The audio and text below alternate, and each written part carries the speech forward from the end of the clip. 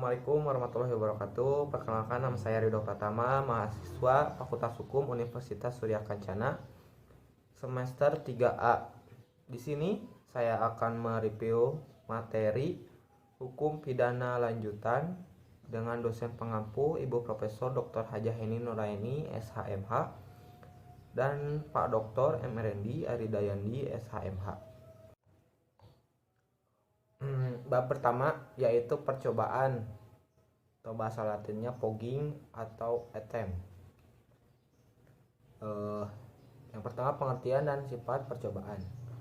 Pengertian atau definisi tentang percobaan tindak pidana tidak diatur dalam KUHP, tetapi dalam KUHP hanya ada batasan yang menentukan kapan ada percobaan dan menentukan syarat-syarat saja, yaitu seperti diatur dalam pasal 53 dan pasal 54 KUHP.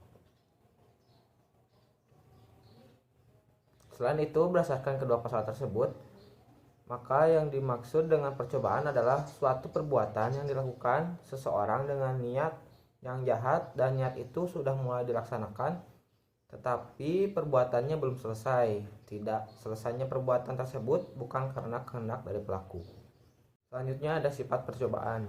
Sifat percobaan adalah yang pertama, sebagai dasar atau alasan memperluas dapat dipidananya orang, atau dalam bahasa latinnya straffaus deh nug res grund, yaitu seorang dapat dikenakan sanksi pidana apabila sudah memenuhi unsur pasal 53 walaupun tidak memenuhi unsur delik.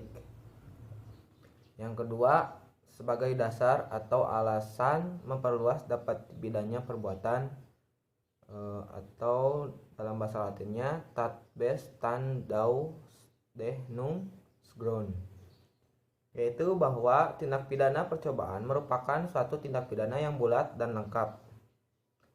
Percobaan bukan delik yang tidak sempurna, tetapi delik sempurna dalam bentuk khusus atau istimewa delik, atau dalam bahasa latinnya delictum sui generis. Penganutnya adalah Pompe dan Moyatno. Selanjutnya, dasar patut dipidananya percobaan. Yang pertama, teori subjektif.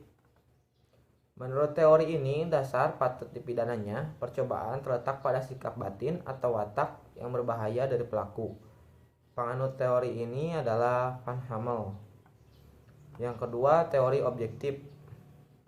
Menurut teori ini, dasar patut dipidana percobaan terletak pada sifat bahayanya perbuatan yang dilakukan oleh pelaku.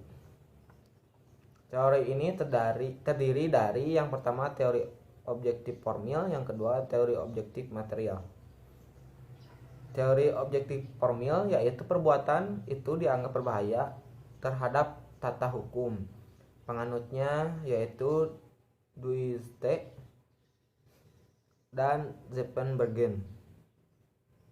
Yang kedua, teori objektif material yaitu menganggap perbuatan itu dianggap berbahaya terhadap kepentingan atau benda hukum. Penganutnya yaitu Simons.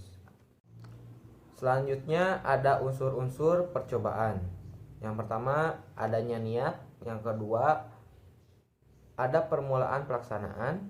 Yang ketiga, pelaksanaan tidak selesai bukan karena kehendak sendiri. Mungkin cukup sekian dari saya. Mohon maaf jika ada kesalahan kata. Wabillahi taufik wal hidayah. Wassalamualaikum warahmatullahi wabarakatuh.